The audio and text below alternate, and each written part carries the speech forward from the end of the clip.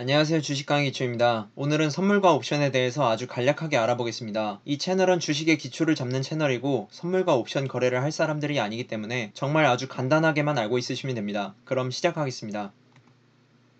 먼저 우리가 주식을 매매하는 증권시장이라는 곳에는 주식 거래, 선물 거래, 옵션 거래가 존재합니다. 주식 거래는 말 그대로 주식의 가치, 즉 주가의 상승이냐 하락이냐에 따라서 내가 매수한 가격보다 주가가 올라가면 수익, 내가 매수한 가격보다 주가가 내려가면 손실이 발생하는 구조고, 선물 거래는 특정 시점의 가격을 미리 예상해서 이 선물의 값이 앞으로 오를 것이다 라고 예상하는 방법과 이 선물의 값이 앞으로 내릴 것이다 라고 예상하는 방법 중 방향을 선택해서 맞추면 수익, 틀리면 손실이 발생하는 구조입니다.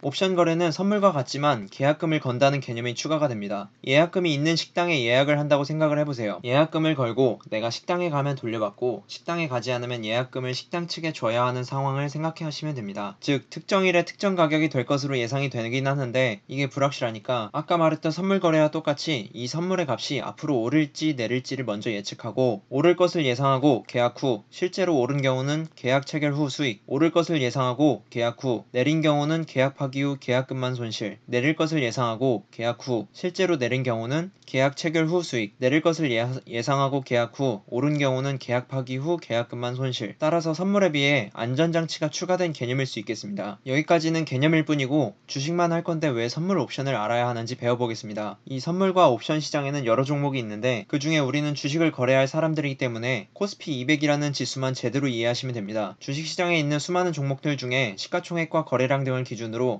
200개 종목을 가지고 코스피 200이라는 지수를 만드는데, 이 코스피 200의 지수가 선물과 옵션의 기준입니다. 이 기준을 가지고 앞서 말씀드렸던 선물과 옵션의 거래가 발생합니다. 국내에서 선물 만기일은 분기별, 그러니까 3개월마다 두 번째 주 목요일이고 옵션 만기일은 매월 두 번째 주 목요일입니다. 마지막으로 정리하면 주식시장에서 시가총액과 거래량을 기준으로 해서 코스피 200이라는 지수를 만들고 코스피 200의 미래 가격을 예상하는 것을 선물 옵션 거래라고 하는데, 그 중에서 선물은 분기별 두 번째 주 목요일에 코스피 200이 오를지 내릴지 예측해서 매매하는 것이고, 옵션은 오를지 내릴지 예측하고 계약금을 걸어서 그 계약을 치룰지 계약금을 포기하고 계약을 파기할지 정하여 매매하는 것입니다. 이 선물과 옵션이 중요한 이유는 주식시장에서 움직이는 자금보다 선물 옵션 시장에서 움직이는 자금이 크기 때문인데, 코스피 200의 지수를 맞추기